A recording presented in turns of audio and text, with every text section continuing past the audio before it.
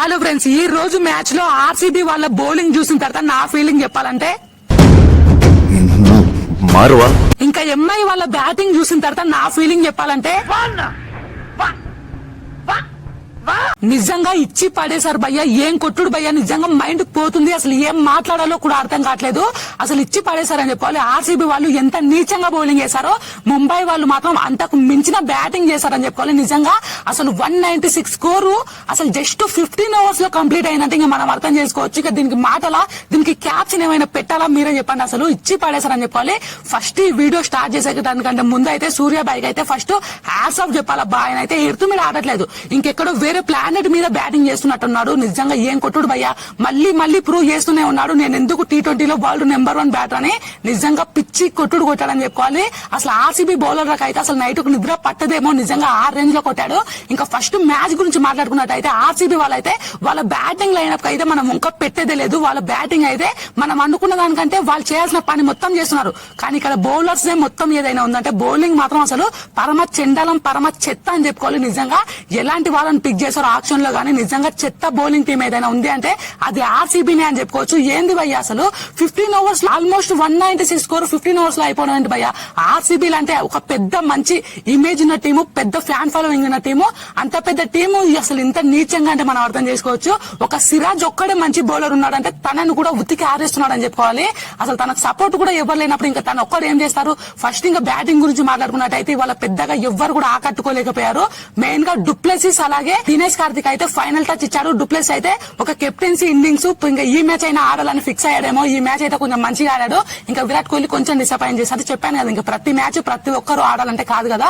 అట్లా ఇంకా ఈ రోజు అయితే విరాట్ కోహ్లీ అయితే ఆడలేదు. కానీ నిజంగా మనకైతే దినేష్ కార్తిక్ అయితే ఒక ఫినిషింగ్ టచ్ మాత్రం అద్దిరిపోయింది అబ్బా. నిజంగా పిచ్చెక్కించాడని చెప్పుకోవాలి. అసలు బ్యాటింగ్ చూస్తుంటే మైండ్ దిమాగ్ ఖరాబ్ అవుతుంది. ఆ రేంజ్ లో కొట్టాడు దినేష్ కార్తిక్. నేనైతే ఇంకెందుకో ఇవాళ ఆర్సీబీ గెలుస్తుందని ఒక చిన్న హోప్ వచ్చింది. బట్ ఆ బౌలింగ్ లైనప్ చూసినాక ఈ హోప్ ఎట్లా వచ్చిందిరా నీకు అనే ఫీలింగ్ నాకే కలిగిందని చెప్పుకోవాలి. నిజంగా బౌలింగ్ లైనప్ అయితే ఇమ్మీడియట్ గా చేంజ్ చేసి పడేయాలి. లేకపోతే కప్పు ఇప్పుడు కాదు ఇంకెన్ని సంవత్సరాలైనా కొట్టడం కష్టం అని నా ఫీలింగ్. మళ్ళీ మీరు వేసుకోమాకండి, నేను ఉన్నదే చెప్తున్నాను. మీరు ఒకసారి మ్యాచ్ ఎవరైనా డీటెయిల్డ్ గా ప్రతి ఓవర్ చూసిన వాళ్ళు ఎవరైనా ఉంటే వాళ్ళకి అర్థమవుతుంది అసలు ఎలా ఉందో ఇవాళ మ్యాచ్.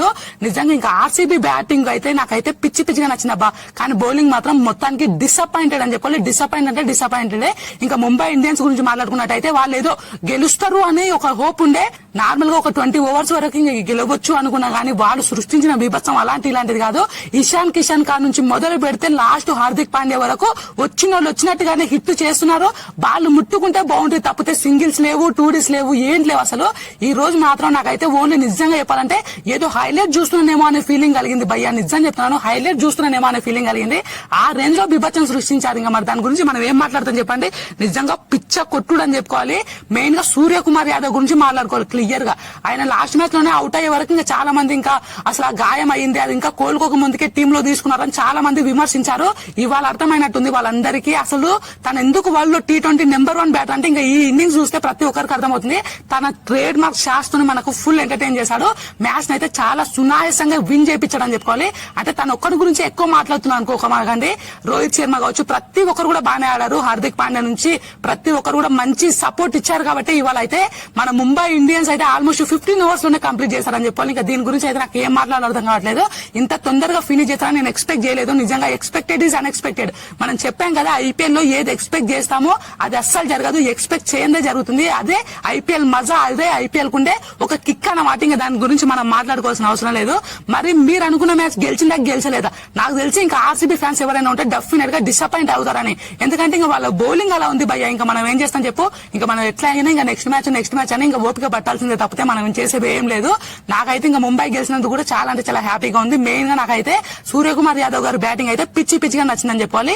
మరి మీకు ఎలా అనిపించింది సూర్య బ్యాటింగ్ అనేది కూడా డెఫినెట్ గా కింద కామెంట్ చేయండి. ఉంటా మరి వీడియో నచ్చితే లైక్ చేయండి, వీళ్ళని కూడా షేర్ చేయండి. అలాగే మన ఛానల్ సబ్స్క్రైబ్ చేసుకొని కొంచెం బెల్ ఐకాన్ ఆన్ లో పెట్టుకోండి.